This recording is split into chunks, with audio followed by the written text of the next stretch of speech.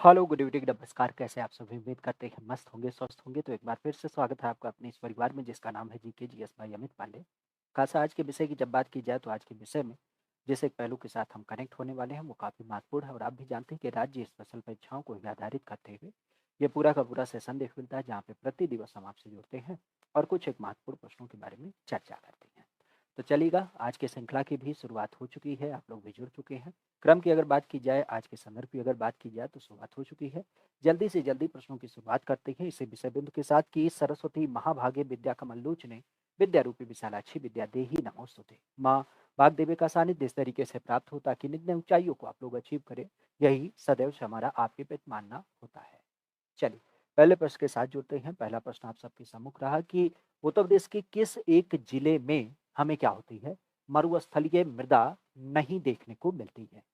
उत्तर प्रदेश का ऐसा कौन सा जिला है जहाँ पे मरुस्थलीय मृदा नहीं पाई जाती है। खास अगर इसकी बात की जाए तो मथुरा, आगरा, अलीगढ़ या फिर आपके बदायूं के रूप में कौन सा नाम उत्तर प्रदेश की जब बात की जाए तो उत्तर प्रदेश के सापेक्ष में यहाँ पे आपको देखने को मिल जाता है। आज यूपी की जब बात की जाए तो यूपी के संदर्भ में कौन सा ऐसा नाम है जो आपको समय देख मिलता है, किसके रूप में, जब हम मरुस्थलीय मृदा की बात करें। तो मरुस्थलीय मृदा यहाँ पे नहीं पाई जाती है, वह यूपी का ऐसा एकमात्र जिला कौन सा है। सबसे पहली बात तो ये ध्यान रखिएगा, अगर हम यूपी की बात करें तो यूपी में जो मृदा प्रकार है, ये मृदा प्रकार कितने हैं, तो मृदा प्रकार 8 हैं। और इवन अगर देखा जाए तो आपको हमने कई बार बताया, पेडोलॉजी का नाम ध्यान रखिएगा, ये किससे समित माना जाता है, तो यह आपके मृदा विज्ञान के अध्ययन के बारे में माना जाता है। खासा आपको कई बार हमने बताया शीलाधर का नाम, तो शीलाधर नाम ध्यान रखिएगा। शीलाधर मृदा शोध संस्थान जो है वो कहाँ पे देख मिलता है, तो यह आपके वर्तमान में जो प्रयागराज है, इस प्रयागराज में इसकी अवस्थिति देख मिलती है। ठीक है। यूपी में कुल 8 अलग-अलग प्रकार की मिट्टी पाई जाती है। अगर इन मिट्टियों की बात की जाए तो इनमें आप कह सकते हो कि जो जिले राजस्थान के साथ सीमा साझा करते हैं, राजस्थान के साथ या फिर आप कह सकते हो राजस्थान के करीब में जो हैं, अगर उनकी बात की जाए तो वहाँ पे क्या होता है, वहाँ पे आप कह सकते हो कि थार रेगिस्तान प्रभाव के कारण, ठीक है? थार के रेगिस्तान की जब बात की जाए तो थार के रेगिस्तान के प्रभाव के कारण क्या होता है, यहाँ पे आपके मरुस्थलीय मृदा पाई जाती है। लेकिन जब हम बात करते हैं आपके यूपी में बदायूं में, तो बदायूं में चूँकि आप भी जानते हैं यहाँ से गंगा नदी निकली है, तो गंगा नदी के द्वारा लाए गए यहाँ पे क्या हो जाते हैं, गंगा नदी के द्वारा लाए गए जो निक्षेप होते हैं, खास अगर इनकी बात की जाए तो यह अत्यधिक मात्रा में यहाँ पे आपको देखने को मिल जाते हैं। ठीक है। तो यहाँ पे अगर देखा जाए तो बदायूं जो है वो गंगा नदी के किनारे स्थित है। इवन हम इसमें संदर्भ के रूप में कह सकते हैं कि यहाँ पे आपको खादर और बांगर मृदा जो आपको देख मिलती है वह प्रमुख रूप से देखने को मिल जाता है। तो खादर और बांगर मृदा आपके बदायूं से समित हो जाती है, ना कि आपकी मरुस्थलीय मृदा। बाकी मथुरा, आगरा, अलीगढ़ इन सब की जब बात की जाए तो इन सारी रीजन में क्या होती है, आपकी मरुस्थलीय मृदा बहुतायत मात्रा में पाई जाती है।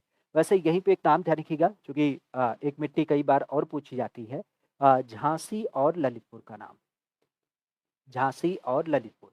झांसी और ललितपुर की जब बात की जाए तो ये किस लिए जानी जाती है? तो ये जानी जाती है हमारे यहाँ पे काली मिट्टी के स्वरूप में।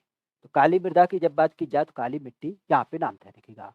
अलीगढ़ का नाम एक कारण से ध्यान रखिएगा, क्योंकि अलीगढ़ में ये मरुस्थलीय मृदा पाई जाती है, तो हम लोग क्या करते हैं, ज़्यादा मात्रा में सिंचाई करते हैं। तो यही कारण है कि अलीगढ़ और मैनपुरी इनकी जब बात की जाए तो इनमें हमें क्या मिलती है, अम्लीय मृदा प्राप्त होती है। ठीक है। अम्लीय मृदा थोड़ी बहुत मात्रा में प्राप्त होती है। बेसिक आप जानते भी हैं कि जब हम ज़्यादा मात्रा में मिट्टी में सिंचाई करते हैं तो दशा में मिट्टी की एक परत ऐसी हो जाती है जिसमें रसायन तत्वों की मात्रा ज़्यादा हो जाती है। तो मैनपुरी और अलीगढ़ में अम्लीय मृदा ज़्यादा मात्रा में आपको देख मिलती है। ठीक है। इवन अगर देखा जाए तो आगरा के संदर्भ में हम इसे कह सकते हैं कि राजस्थान के साथ लगने के कारण यहाँ पे कौन सी मिट्टी पाई जाती है, तो यहाँ पे अधिक मात्रा में आपके बलुई मृदा अधिक मात्रा में, या फिर जिसको हम मरुस्थलीय मृदा कहते हैं, वह आपके पाई जाती है। ठीक है। आगे की बात की जाए तो कहा जा रहा है कि रबी की जो फसल हमारे यहाँ पे उगाई जाती है, अगर हम इसकी बात की तो इसके बुआई के लिए उपरोक्त समय क्या होता है। अगर हम रबी की फसल की बात करें तो रबी की फसल की बुआई के लिए उपयुक्त समय हमारे यहाँ पे कौन सा होता है। मुख्यतः अगर देखा जाए तो जनवरी से फरवरी का महीना होता है, अक्टूबर से दिसंबर का महीना होता है, जनवरी से मार्च का महीना होता है, या फिर जून से जुलाई का महीना होता है। यहाँ पे अगर हम माह की बात करें तो कौन सा महीना ऐसा है जो काफ़ी उपयुक्त माना जाता है रबी फसल के लिए? देखिए, हमने अनगिनत बार चर्चा किया है कि हमारे यहाँ पे जब हम बात करते हैं किसको लेकर के मौसम, या जब हम बात करते हैं किसको लेकर के ऋतु, तो मौसम या ऋतु के आधार पे हमारे यहाँ पे क्या होती है, कुल 3 प्रकार की फसलें होती हैं।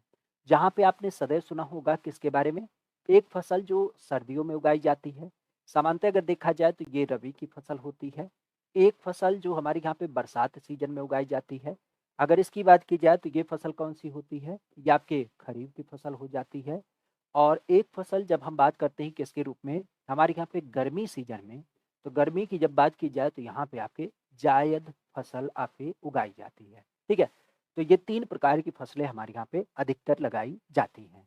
जहाँ पे मुख्यतः अगर देखा जाए तो अक्टूबर से जो नवंबर का महीना होता है, सॉरी, अक्टूबर से दिसंबर का महीना, तो ये समय होता है उपयुक्त बुआई का, किसका? रबी की फसलों का, ठीक है?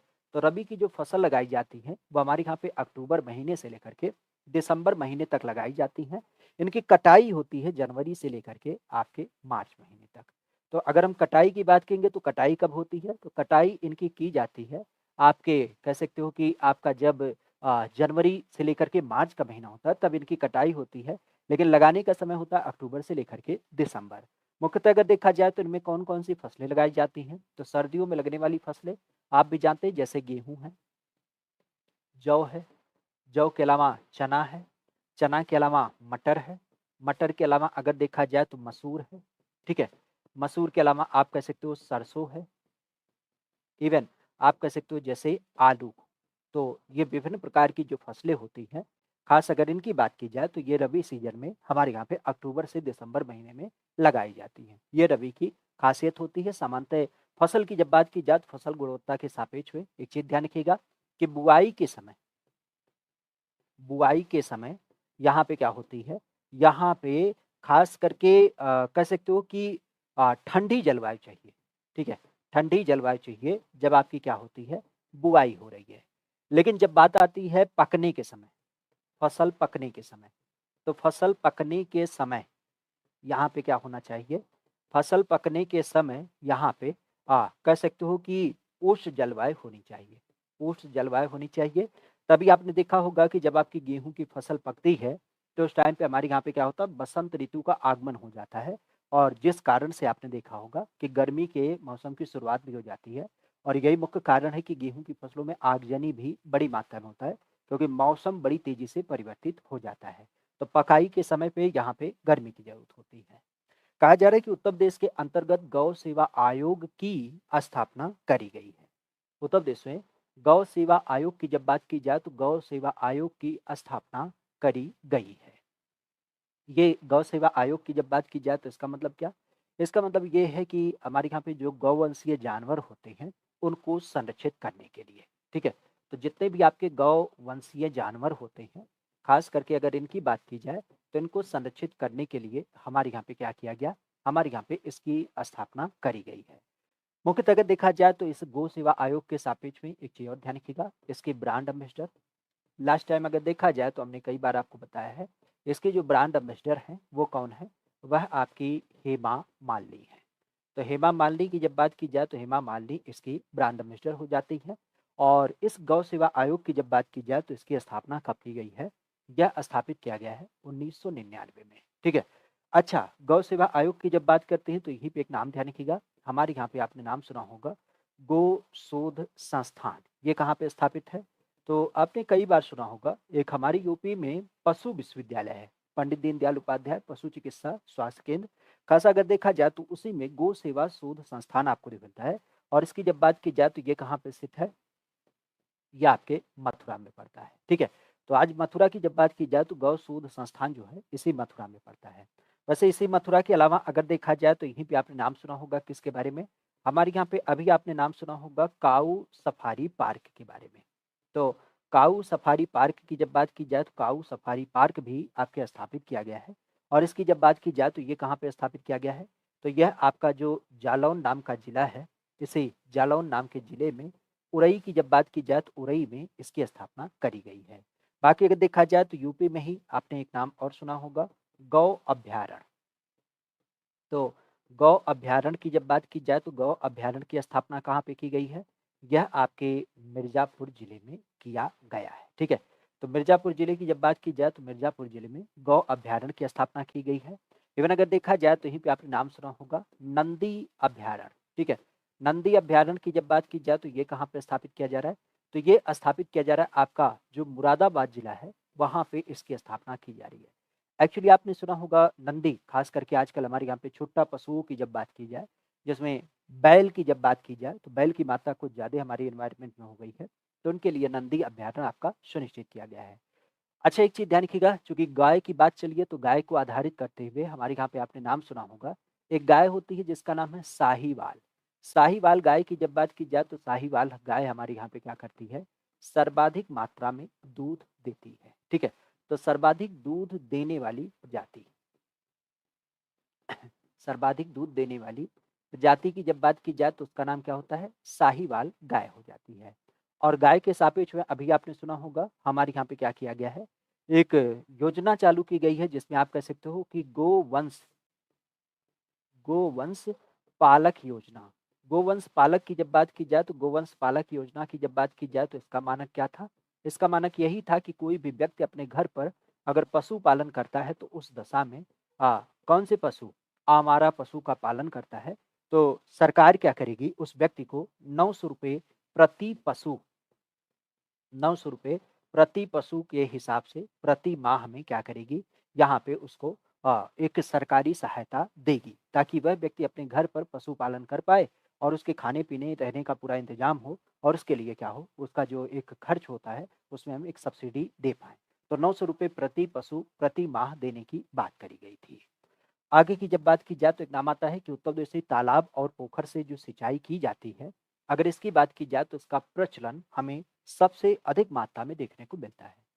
तालाब और पोखर की जब बात की जाए तो इससे जो सिंचाई का एक पैटर्न होता है, आज यूपी में सबसे ज़्यादा देख मिलता है। सबसे पहली बात तो ध्यान रखिएगा कि यूपी में जो सिंचाई के संसाधन हैं, अगर हम इनकी बात करें, तो सिंचाई के संसाधन के रूप में आपने सदैव सुना होगा, हमारे यहाँ पे 4 अलग-अलग माध्यम से क्या किए जाते हैं, सिंचाई करी जाती है। और सिंचाई संसाधन की जब बात की जाए, तो सिंचाई संसाधन में जो 4 माध्यम होते हैं, सबसे पहला माध्यम होता है नलकूप। नलकूप से आज यूपी में सबसे ज़्यादा सिंचाई की जाती है। करीब-करीब 74% हिस्सा जो है, वो नलकूप, जिसको हम पंप सेट या बोरिंग कहते हैं। इसके बाद नहर। नहर की जब बात की जाए तो नहर से करीब-करीब आपका 19 से 20% एरिया जो होता है, वह आपके नहर के माध्यम से सिंचाई की जाती है। नहर के अलावा अगर देखा जाए तो फिर आपका नाम आता है कुआँ। आज कुआँ की जब बात की जाए तो कुआँ करीब-करीब 8% सिंचाई करता है। और कुएँ के अलावा अगर देखा जाए तो अन्य बेसिकली आप कह सकते हो कि जैसे तालाब और पोखर, ठीक है? तो तालाब और पोखर की जब बात की जाए तो तालाब और पोखर से हमारे यहाँ पे क्या होती है, सिंचाई की जाती है। और इसकी जब बात की जाए तो ये करीब-करीब 0.5% एरिया जो है, यह आपको देखने को मिल जाता है। अगर हम अपने यहाँ पे बात करें तो नलकूप से सबसे ज़्यादा सिंचाई कहाँ पे होती है? तो नलकूप से सबसे ज़्यादा जो सिंचाई होती है, वैसे तो ये पूरे यूपी में होता है, लेकिन पूर्वांचल की जब बात की जाए, तो पूर्वांचल में ये लगभग पूरे आपके संदर्भ में देख मिलता है। पूरे यूपी में होता है, लेकिन पूर्वांचल में नलकूप से ज़्यादा मात्रा में। बात आती है नहर से, तो नहर से सबसे ज़्यादा सिंचाई जो होती है, वो आपके पश्चिमी यूपी में होती है। पश्चिमी यूपी की जब बात की जाए तो यहाँ पे हो जाती है।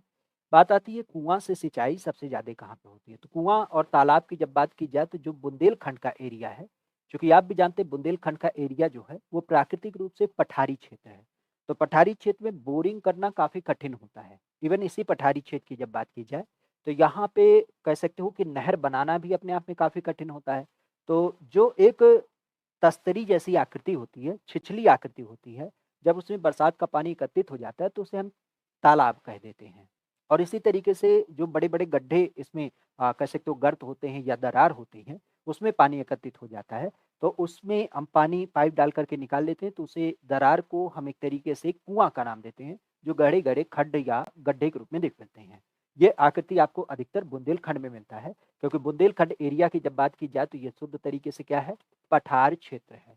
तो पठार क्षेत्र में ना तो नलकूप लगाया जा सकता है, क्योंकि पत्थर में ड्रिल करना काफ़ी कठिन काम होता है और इसी तरीके से पठार एरिया में नहर भी नहीं बनाई जा सकती है। तो इसी नाते यह विषय आपको देखने को मिल जाता है। एक पुस्तक है फतवा ए जहांदारी। फतवा ए जहांदारी की जब बात की जाए तो फतवा ए जहांदारी नाम की जो पुस्तक है वह लिखने वाले व्यक्ति का नाम आपको देखने मिलता है।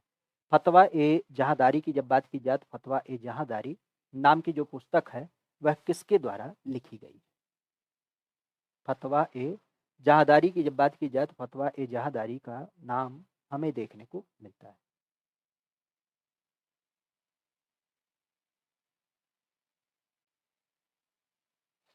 फतवा ए जहांदारी की जब बात की जाए तो यह नाम प्रमुख रूप से आपको देखने मिलता है।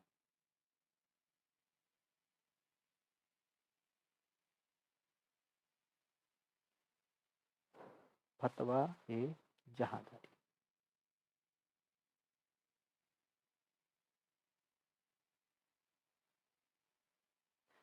फतवा ए जहांदारी, खास अगर इसकी बात की जाए तो यह नाम प्रमुख रूप से देखने मिलता है।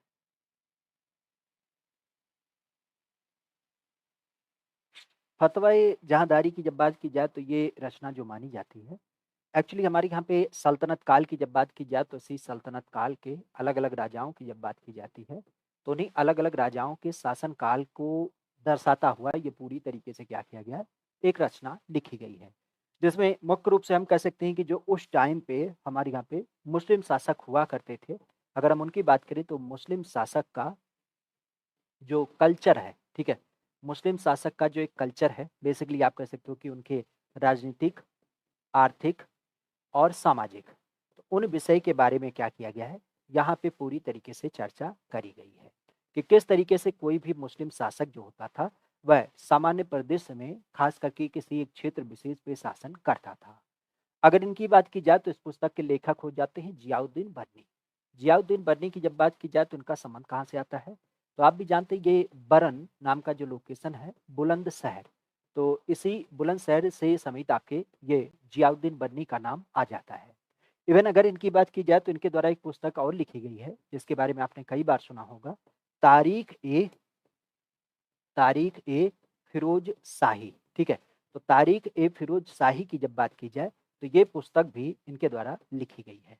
तो तारीख ए फिरोज शाही की जब बात की जाए तो ये भी पुस्तक और साथ ही साथ फतवा ए जहांदारी, इन पुस्तकों की जब बात की जाए तो इन पुस्तकों को इनके द्वारा लिखा गया है। एक राजनीतिक व्यक्ति, खास करके एक दार्शनिक व्यक्ति, एक लेखक के रूप में जियाउद्दीन वर्नी का नाम आता है और इनकी जब बात की जाए तो ये कहाँ से समीप माने जाते हैं, या आपके बरन बुलंदशहर से माने जाते हैं। आमिर खुसरो की जब बात की जाए तो आमिर खुसरो ने कौन सी पुस्तक लिखी है, खमसा एक खुसरो नाम की पुस्तक लिखी है। और अगर इसकी बात की जाए तो इसे हम क्या नाम देते हैं, इसे हम नाम देते हैं, आप कह सकते हो तोता ए हिंद, तोता ए हिंद नाम देते हैं। और साथ ही साथ आपने सुना होगा कि तबला, सितार और साथ ही साथ अगर देखा जाए तो एक भाषा होती है जिसको हम खड़ी बोली नाम देते हैं, तो इन सब का जनक इसे नाम दिया जाता है, ठीक है, तो खड़ी बोली का जनक तबला सितार का नाम इसे दिया जाता है। बाकी अबुल फजल शेख वहची आप भी जानते हैं ये नवरत्न थे किसके दरबार में, अकबर के। और जहाँ पे अगर देखा जाए तो इनके द्वारा दो पुस्तक आपको देख मिलती है, आईने अकबरी,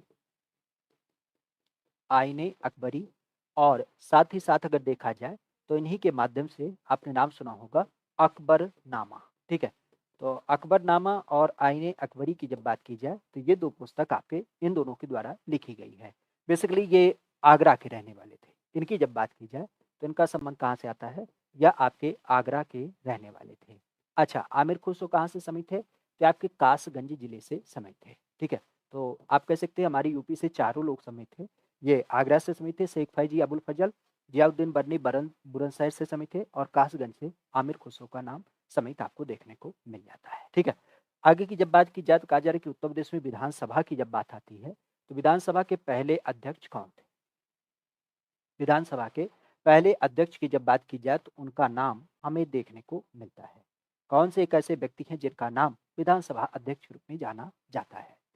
सबसे पहली बात तो ये ध्यान रखिएगा, उत्तर प्रदेश की जब बात की जाए तो उत्तर प्रदेश विधानसभा के रूप में पहली बात तो ये आती है कि उत्तर प्रदेश की विधानसभा, तो आप भी जानते हैं कि हमारे यहाँ पे जो संविधान का अनुच्छेद 170 है वह किसी भी राज्य में विधानसभा स्थापना की प्रावधान की बात करता है, ठीक है, तो संविधान के इसी अनुच्छेद के अनुसार क्या होता है, राज्यों में आपका विधानसभा स्थापित किया जाता है, जहाँ पे आप कह सकते हो कि 500 अधिकतम सदस्य हो सकते हैं, और साथ ही साथ अगर देखा जाए तो आपके 60 न्यूनतम सदस्य हो सकते हैं।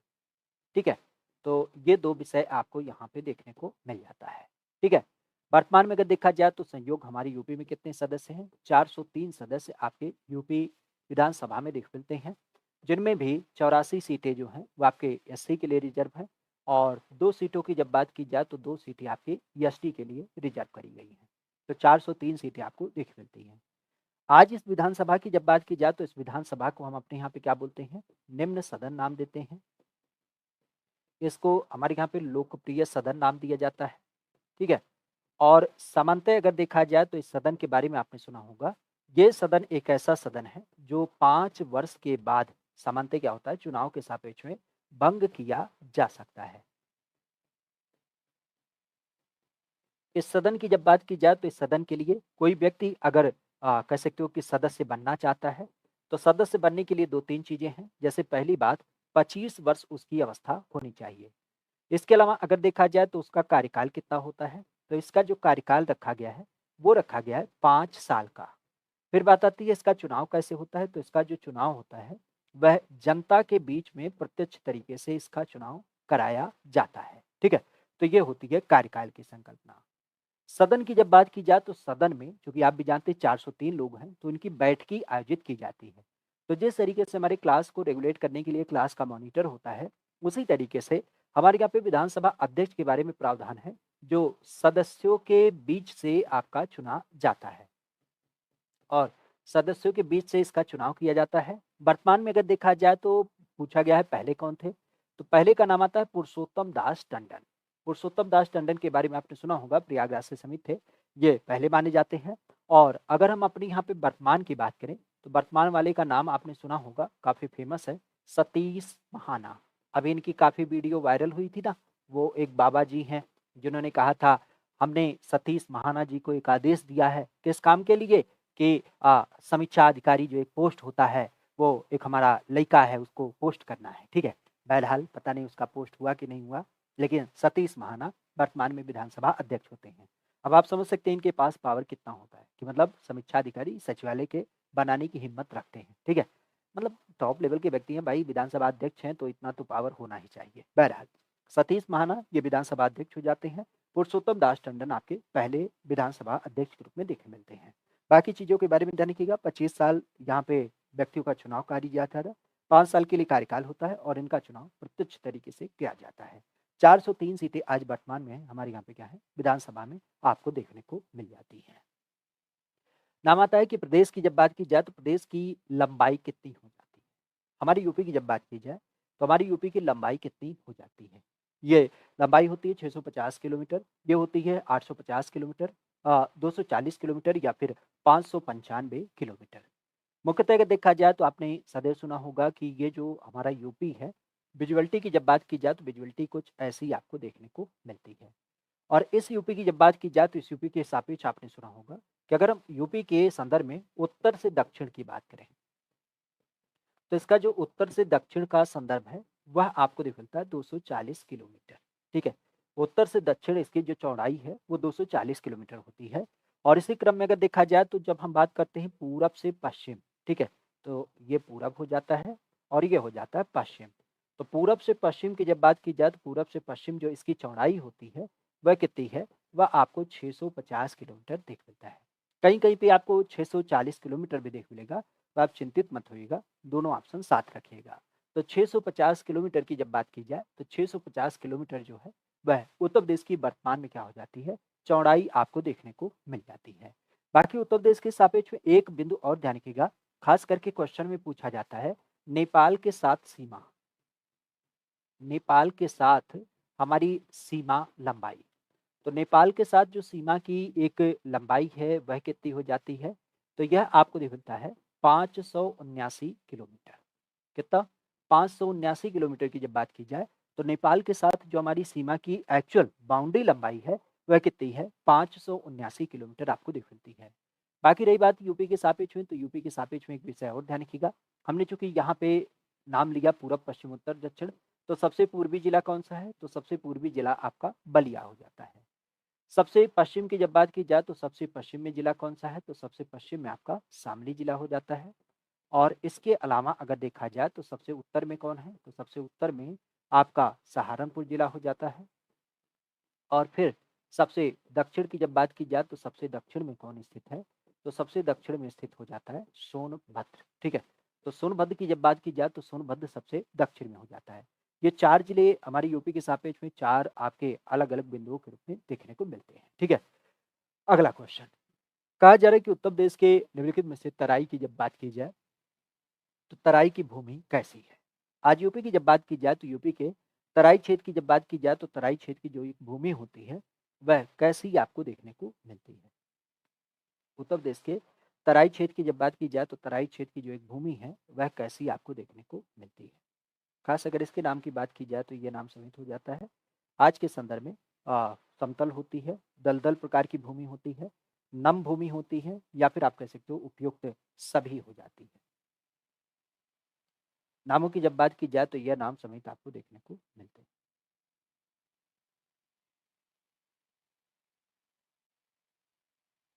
यूपी के संदर्भ में यह नाम समेत आपको देखने को मिलते हैं। और एक काम थोड़ा-सा ज़रूर कर दीजिएगा, आप लोगों से ये आह्वान होगा बेसिकली कि अगर आप इस सेशन में नए जुड़े हैं तो इस सेशन को भी लाइक कर लीजिएगा और कोशिश ये कर दीजिएगा कि अपने दोस्तों मित्रों के पास साझा भी कर दें, ठीक है? बेहतर होगा ताकि उनको भी हम यहाँ पे कनेक्ट कर पाएँ। क्लियर? चलिए, यहाँ पे अगर देखा जाए तो यहाँ पर किसका नाम आता है? हमारे यहाँ पे खास करके जब हम बात करते हैं उत्तर प्रदेश में तराई क्षेत्र की भूमि। सबसे पहली बात तो ये ध्यान रखिएगा, आज यूपी की जब बात की जाए तो यूपी में जो एक भूमि का पैटर्न है, अ, भूमि खास अगर देखा जाए तो इसी यूपी की बात की गई है। और इसी यूपी की जब बात की जाए तो इसी यूपी में जो आपका एक पैटर्न आपको देख मिलता है, पहला ये वाला हिस्सा है। और इस हिस्से की जब बात की जाए तो इसके 2 हिस्से होते हैं। जहाँ पे इस हिस्से की जब बात की जाए तो यहाँ पे आपने देखे होंगे कि इस रीजन में क्या होता है, बड़े-बड़े आपके कंकड़ पत्थर पाए जाते हैं। तो ये जो ऊपर का हिस्सा है, जिसमें आपके कंकड़ पत्थर मिलते हैं, कंकड़ पत्थर, इसे क्या बोला जाता है? इसे हम लोग नाम देते हैं भांवर क्षेत्र, ठीक है?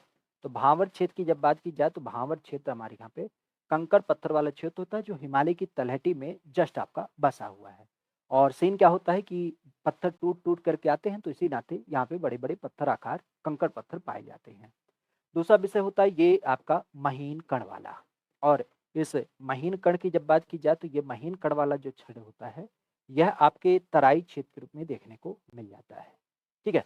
तराई क्षेत्र में महीन कण होता है और ज़ाहिर-सी बात है महीन कण होने की वजह से यह आपका दलदल क्षेत्र हो जाता है या जिसको एक तरीके से हम नम क्षेत्र की भी संज्ञा दे देते हैं।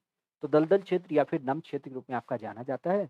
मुख्यतः अगर देखा जाए तो यहाँ पे आप कह सकते हो कि महीन होने की वजह से काफ़ी एक बीमारी फैलती है मच्छर।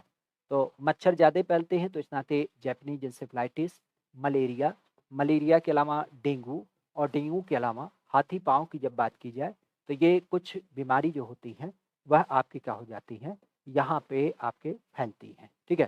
तो अगर हम तराई क्षेत्र की बात करें तो तराई क्षेत्र में कुछ ऐसे मच्छर जनित जो बीमारियाँ होती हैं, वह बेसिक आपको देखने को मिल जाती हैं। तो तराई की जब बात की जाए तो तराई में कैसी मिट्टी पाई जाती है? यहाँ पे तराई क्षेत्र की जब बात की जाए तो तराई क्षेत्र की जो भूमि होती है, वह कैसी मानी जाएगी? तो आप कह सकते हो यहाँ पे नम और दलदल ये दोनों प्रकार की भूमि है और बाकी मैदान तो आपका लगभग समतल है, बराबर मैदान है। तो इस नाते हम कहेंगे उपयुक्त सभी। कितने? उपयुक्त सभी की जब बात की जाए तो ये आपको नाम देख मिलता है। अच्छा, तराई क्षेत्र में नमी होने की वजह से यहाँ पे फसल में सिंचाई की ज़रूरत नहीं पड़ती है, ठीक है? फसल सिंचाई की जब बात की जाए, तो इस फसल को ज़्यादा मात्रा में सिंचाई की ज़रूरत नहीं होती है और यही कारण है कि तराई क्षेत्र में अगर हम उत्पादन करना चाहें, तो यहाँ पे आपने प्रमुखता से देखा होगा कि चावल और गन्ना, ठीक है? चावल और गन्ना उगाने के लिए यहाँ पे कह सकते हो एक उपयुक्त एनवायरनमेंट जिसे हम कहते हैं, वो आपको यहाँ पे दिख मिलता है। तो चावल और गन्ना लगाने के लिए सबसे बेहतर अगर हम यूपी की बात करें किसी एक रीजन को, तो उसका नाम आता है आपका तराई क्षेत्र, ठीक है? तो ये आपका हो जाता है ऊपरी पट्टी। बाकी मध्य हिस्से की जब बात की जाए तो उसमें तो आपने देखा होगा कि जो प्राचीन मिट्टी होती है उसे क्या बोला जाता है? उसे बांगर नाम दिया जाता है और जो आपके एक तरीके से कह सकते हो नई मिट्टी होती है, उसे हम क्या नाम देते हैं? खादर नाम देते हैं। तो बांगर और खादर हो जाती है। बाकी ये जो बुंदेलखंड का लोकेशन होता है, यहाँ पे बलुई मृदा इवन आप कह सकते हो इसमें खास करके अधिकतर मात्रा में लाल बलुई मृदा जो होती है वह आपको यहाँ पे दिख मिलती है। बाकी अगर देखा जाए तो थोड़ी बहुत मात्रा में पड़वा मृदा पाई जाती है, माड़ मृदा पाई जाती है, ठीक है, राकड़ मृदा पाई जाती है। अलग-अलग प्रकार की यहाँ पे बनावट के आधार पे मिट्टी पाई जाती है। थोड़ा-सा हिस्सा इधर ललितपुर की तरफ आपका काली मिट्टी से समित हो जाता है। इधर आते हैं तो आपके मरुस्थलीय मृदा का संदर्भ आपको देख मिलता है, ठीक है। अलग-अलग प्रकार की जो मिट्टी होती है, वो आपके यहाँ पे पाई जाती है। बहरहाल तराई क्षेत्र की जो मिट्टी होती है, वो कैसी होती है? तो तराई क्षेत्र में आपके नम या दलदल वाली मिट्टी पाई जाती है, जिसके सापेक्ष में गन्ना और चावल बेहतर उगाया जा सकता है। कपिलवस्तु की जब बात की जाए तो कपिलवस्तु वर्तमान में उत्तर प्रदेश की किस जनपद में अवस्थित है? कपिलवस्तु उत्तर प्रदेश की जब बात की जाए तो उत्तर प्रदेश के वर्तमान में किस एक जिले से इसका संबंध हो जाता है? गोंडा, गौतम बुद्ध नगर, गोरखपुर या फिर आपके सिद्धार्थनगर? कपिल वस्तु लोकेशन की जब बात की जाए तो कपिल वस्तु नाम जो समित होता है, आज अगर इसकी बात की जाए तो ये समित आपको देखने को मिलता है। कपिल वस्तु, कपिल वस्तु की जब बात की जाए तो कपिल वस्तु नाम जो समित है वह किस एक स्वरूप में जाना जाता है? कपिल वस्तु नाम की जब बात की जाए तो इसका संबंध क्या होता है?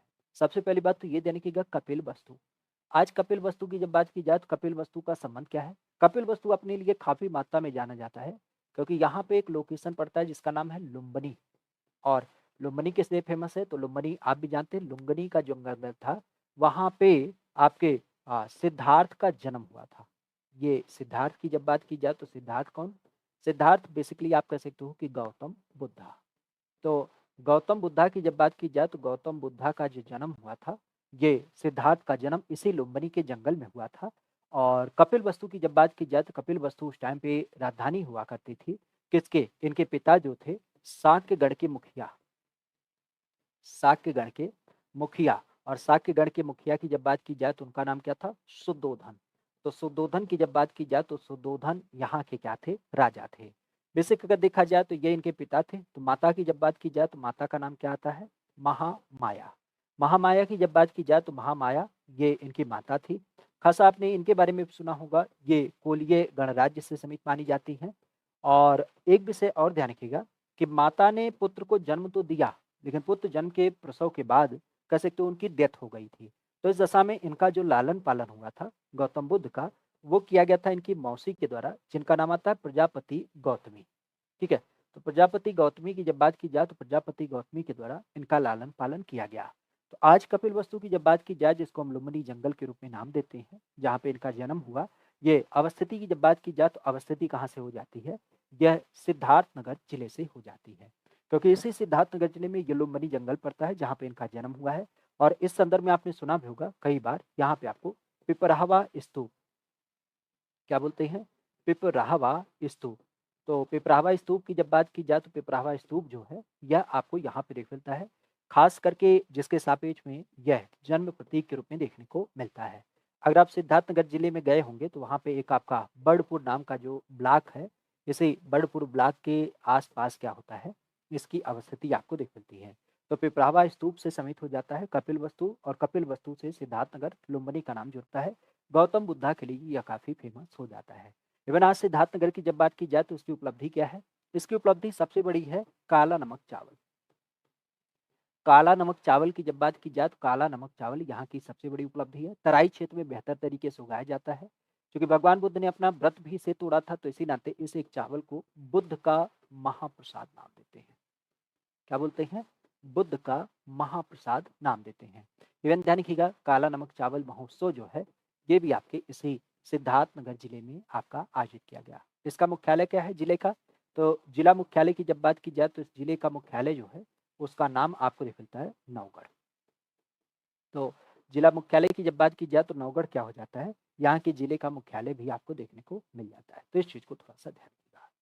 आगे की जब बात की जाए तो कहा जा रहा है कि महाजनपद काल के संदर्भ में कितने महाजनपद हमारे यूपी में प्रमुख रूप से देख मिलते हैं? वर्तमान में अगर देखा जाए तो वर्तमान उत्तर प्रदेश के कितने ऐसे जिले हैं जहाँ पे महाजनपद काल के अलग अलग जिले आपके अवस्थित थे? निम्नलिखित में से महाजनपदों में से खास करके कितने महाजनपद वर्तमान उत्तर प्रदेश के अलग अलग जिलों के संबंध में आपको देखने को मिलते हैं? सबसे पहली बात तो ये ध्यान रखिएगा, महाजनपद, महाजनपद के बारे में आपने सदैव सुना होगा। दो पुस्तक है, अंगुत्तर निकाय और भगवती सूत्र। अंगुत्तर निकाय और भगवती सूत्र की जब बात की जाए तो ये दो पुस्तक हैं। अंगुत्तर निकाय बेसिकली बौद्ध धर्म से समित है और भगवती सूत्र की जब बात की जाए तो ये जैन धर्म से है। इनका कहना था कि भाई देखो, पुराने समय में भारत की जब बात की जाए तो भारत में 16 महाजनपद हुआ करते थे। 16 महाजनपद मतलब आप कह सकते हो बड़े बड़े राज्य थे जहाँ पे अलग अलग राजा क्या करते थे, शासन करते थे। संयोगतन आप कह सकते हो कि 16 महाजनपद में 8 महाजनपद जो थे, उनकी जब बात की जाए तो 8 महाजनपद आपके यूपी से संबंधित थे। ठीक है, यूपी से संबंधित थे या फिर आप कह सकते हो यूपी में स्थित थे। ठीक है, अगर इनकी बात की जाए तो इनका संदर्भ क्या था कि यह है आपके 8 यूपी में स्थित थे।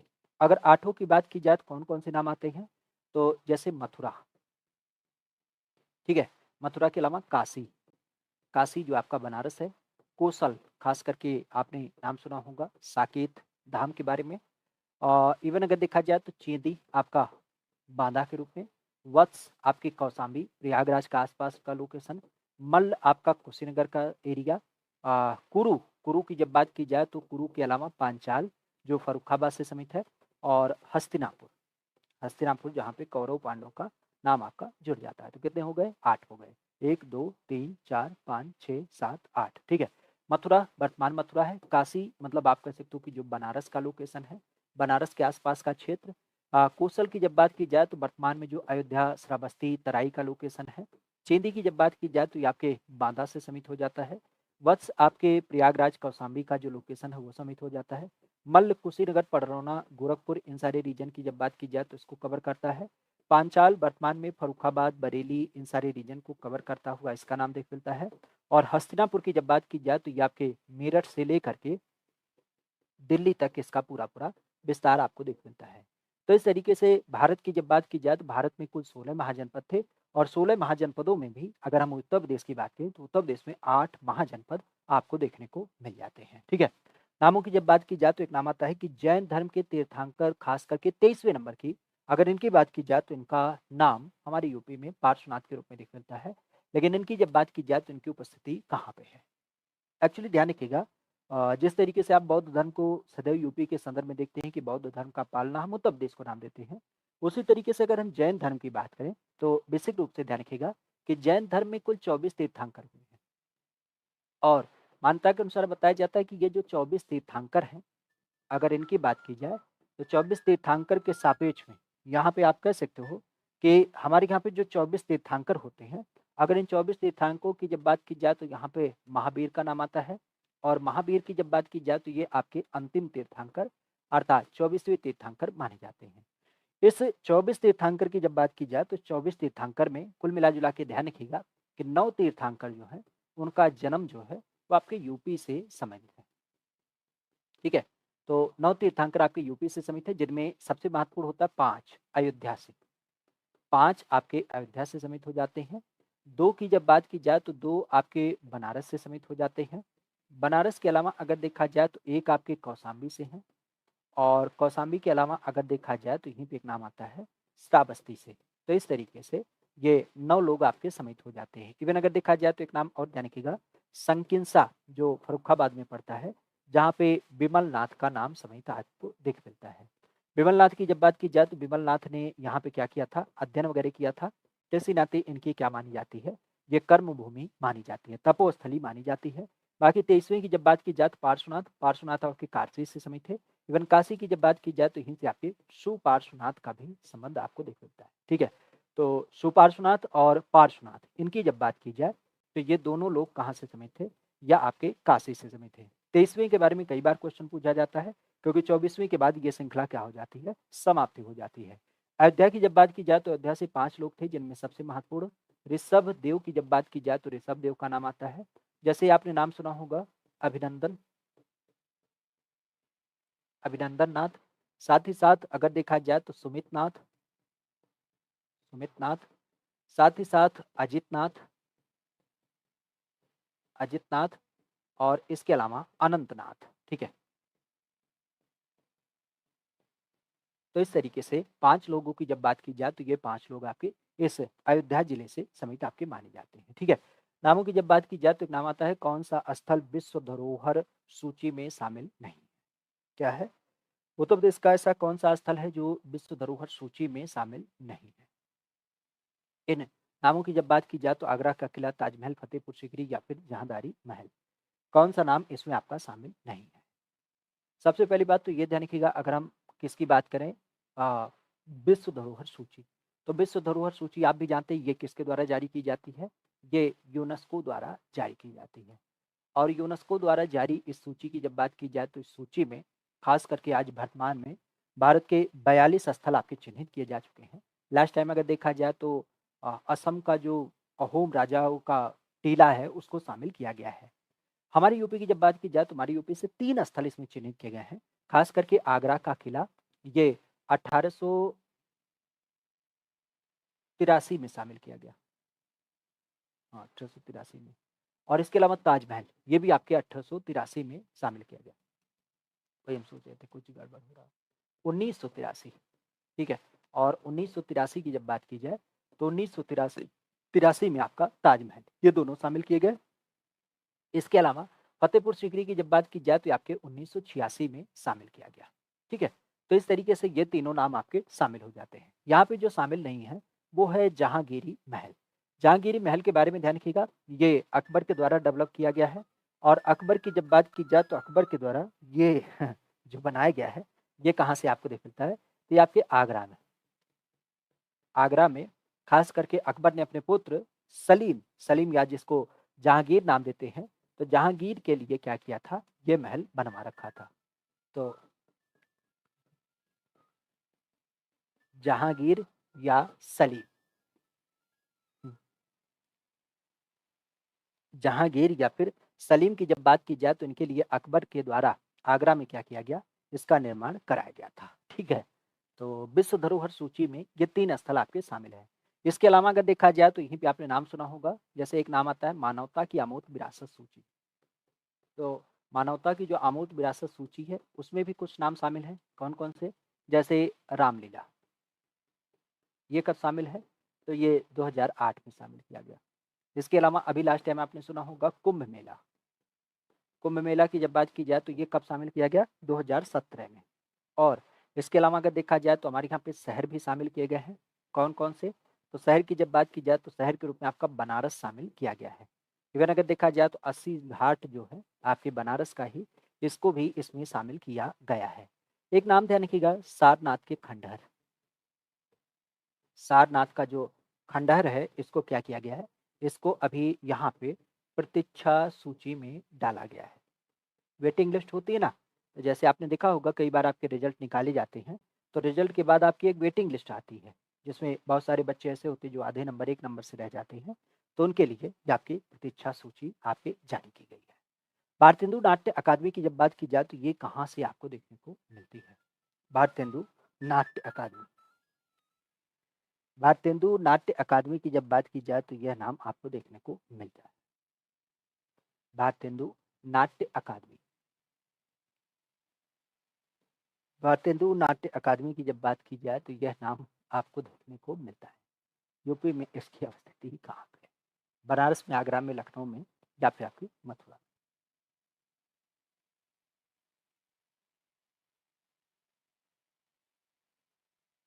कहाँ से इसका संबंध आपको देखने को मिलता है? भारतेंदु नाट्य अकादमी, भारतेंदु नाट्य अकादमी की जब बात की जाए तो ये कहाँ से आपको देख मिलता है? आज भारतेंदु नाट्य अकादमी की जब बात की जाए तो सबसे पहली बात तो ये ध्यान रखिएगा, विष्णु पालेकर भारत खंडे, जिनके सहयोग से हमारे यहाँ पे क्या किया गया, खास करके आपने सुना होगा कि हमने मिला जुला के एक भारत खंडे संस्कृति संस्थान स्थापित किया जो लखनऊ में स्थित है। इसी लखनऊ की जब बात की जाए तो इसी लखनऊ में ही ये भारतेंदु नाट्य अकादमी आपको देखने को मिल जाता है। खास अगर देखा जाए तो भारतेंदु नाट्य अकादमी की जब बात की जाए तो इसकी स्थापना 1975 में करी गई है। 1975 में इसकी स्थापना करी गई है।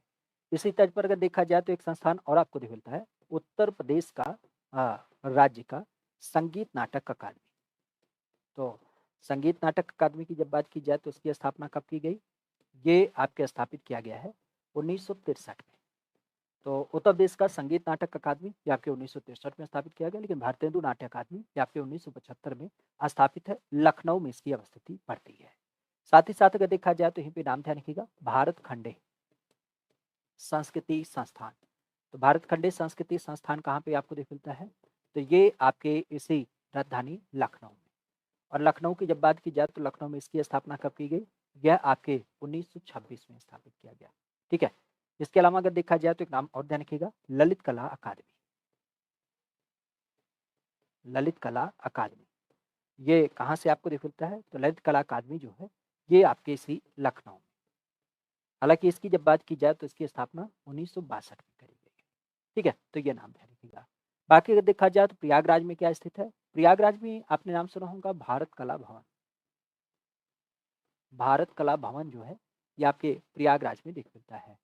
और इसी तरीके से अगर देखा जाए तो आगरा में आपने नाम सुना होगा हिंदी शोध संस्थान, खास करके जो केंद्रीय हिंदी शोध संस्थान है, केंद्रीय हिंदी शोध संस्थान की जब बात की जाए तो यह आपको यहाँ पे दिख मिलता है। मथुरा की जब बात की जाए तो मथुरा अपने आप में जाना जाता है जैन और बौद्ध धर्म की जब बात की जाए तो इनके संग्रहालय के लिए। हिंदुस्तानी एकेडमी ध्यान रखिएगा ये कहाँ पे पड़ता है? तो हिंदुस्तानी एकेडमी जो है वह आपको दिख मिलता है प्रयागराज में। हिंदुस्तानी एकेडमी ये आपके प्रयागराज के अंतर्गत आपका अवस्थित है। तो प्रयागराज में हिंदुस्तानी एकेडमी आपको देखने को मिल जाती है। ठीक है। नामों की बात की तो कहा जा रहा है कि शारदा नदी यह आपके उत्तर प्रदेश के किस जिले से प्रवेश करती है? शारदा नदी की जब बात की जाए तो यह उत्तर प्रदेश के किस जिले से प्रवेश करती है? बिजनौर से, कन्नौज से, सहारनपुर से या फिर आपके पीलीभीत से? शारदा नदी की जब बात की जाए तो यह यूपी में कहाँ से प्रवेश करती है? आज शारदा नदी की जब बात की जाए तो शारदा नदी के बारे में आप भी जानते हैं, काफ़ी महत्वपूर्ण नदी है। और मिला जुला के अगर देखा जाए तो ये हिमालय से निकलने वाली एक नदी हो जाती है। खासा अगर देखा जाए तो हमारे यहाँ पे आपने कई बार सुना होगा किसके बारे में? शारदा सहायक परियोजना। क्या बोलते हैं? शारदा सहायक परियोजना। शारदा सहायक परियोजना की जब बात की जाए तो ये किस लिए इम्पोर्टेंट हो जाती है? इसकी जब बात की जाए तो ये इम्पोर्टेंट इस कारण से हो जाती है क्योंकि ये हमारी यूपी की सबसे बड़ी परियोजना हो जाती है। सबसे बड़ी परियोजना के रूप में जानी जाती है। 12,368 किलोमीटर क्या है इसका पूरा पूरा क्षेत्रफल आपको मिलता है। तो 12,368 किलोमीटर क्षेत्रफल हो जाता है। सबसे लंबी परियोजना शारदा सहायक परियोजना के रूप में नाम लिया जाता है। खास अगर इसकी बात की जाए तो ये हमारी यूपी में कहाँ से प्रवेश करती है?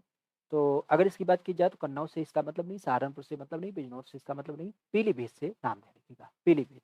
पीलीभीत और नेपाल की जब बात की जाए तो नेपाल और साथ ही साथ जो आपका बहराइच जिला है इसके साथ ये बॉर्डर बनाते हुए क्या करती है?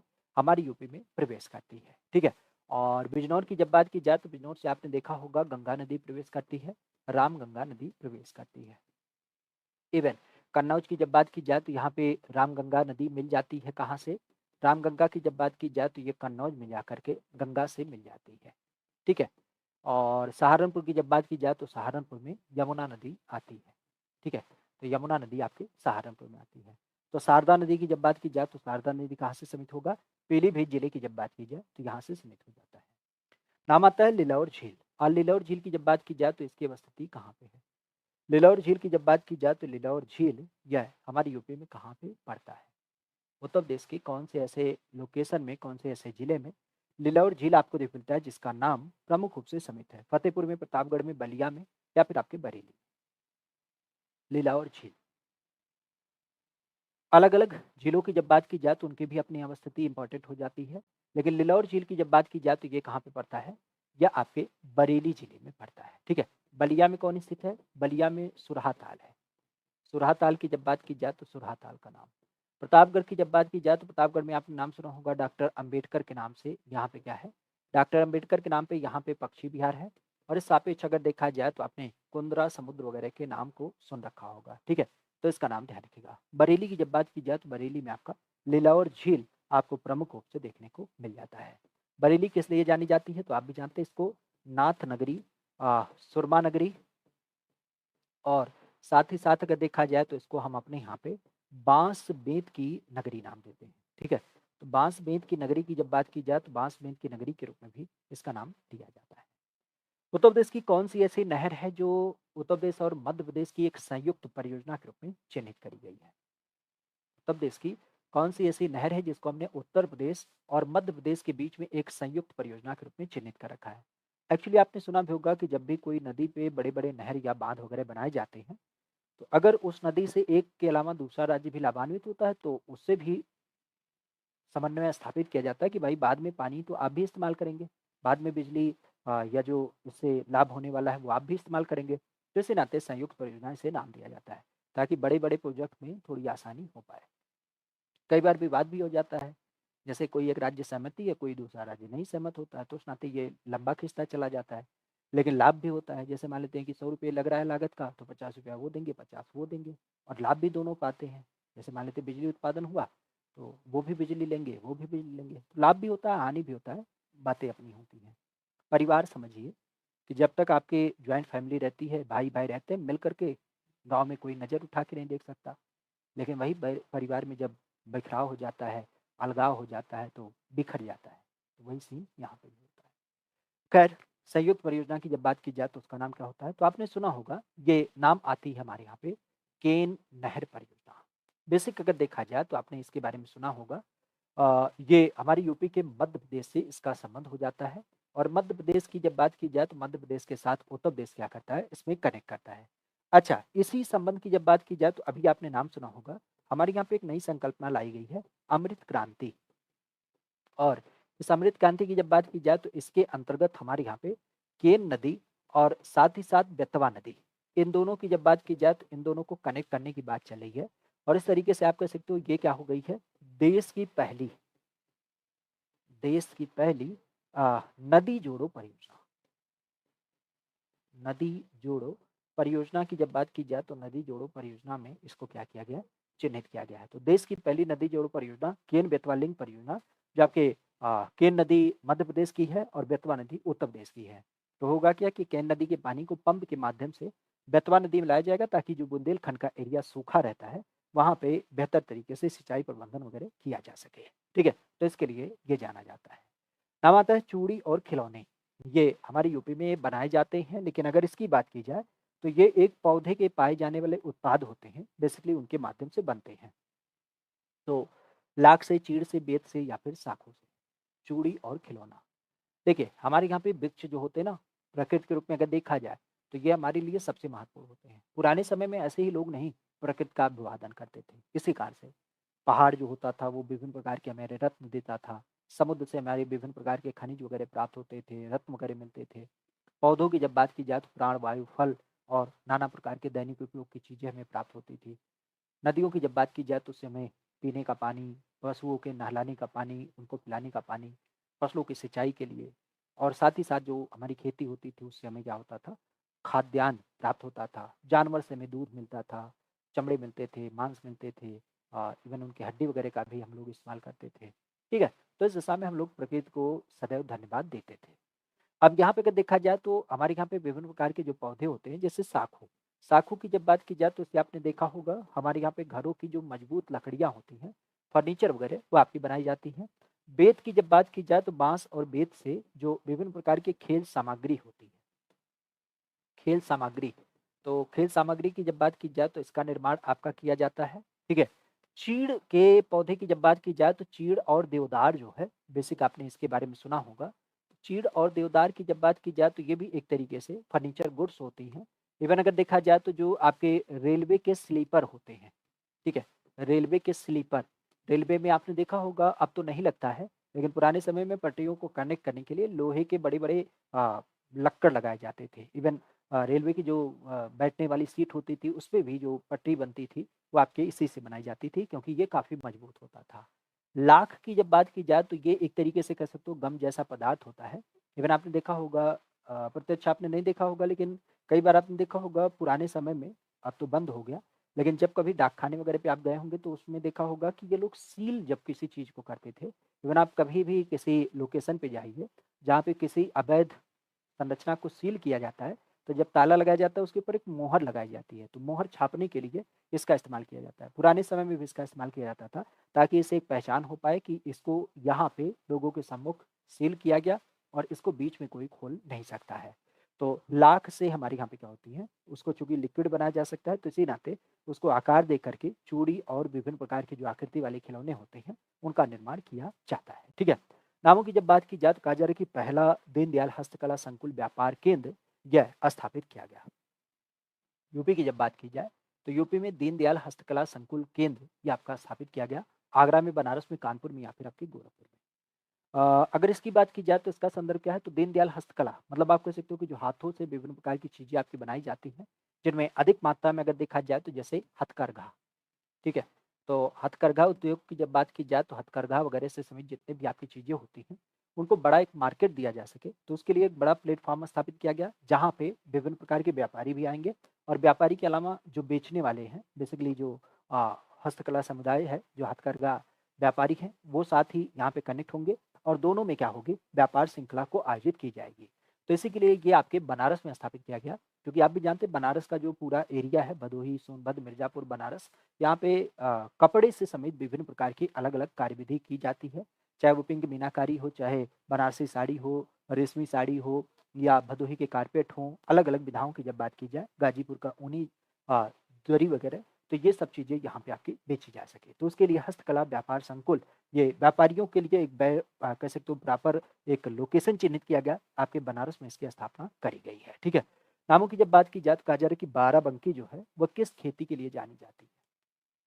आज बाराबंकी की जब बात की जाए तो बाराबंकी का जो नाम फेमस है वह किस एक विषय की खेती के लिए जाना जाता है, अफीम के लिए, आम के लिए, केसर के लिए या फिर आपकी लीची के लिए। बाराबंकी, वैसे यूपी की जब बात की जाए तो यूपी के अलग अलग नगर अपने आप में काफ़ी फेमस है, जैसे लीची की जब बात की जाए तो लीची के लिए सहारनपुर फेमस है। केसर के लिए तो वैसे आप भी जानते हैं केसर के लिए जम्मू कश्मीर जाना जाता है, लेकिन अभी बीच में एक चर्चा में आया था देवरिया जिला, यूपी के देवरिया जिले में कुछ पेड़ के आधार पे कह सकते हो केसर का उत्पादन किया गया था। ठीक है, अगर हम आम की बात की तो आम के लिए सहारनपुर है, लखनऊ है और लखनऊ के अलावा बनारस है। इवन आप कह सकते हो पूरा यूपी आपके आम के लिए फेमस है। इवन बाराबंकी की जब बात की जाए तो यहाँ पे अकूती आम की जो किस्म होती है ये आपके उगाई जाती है।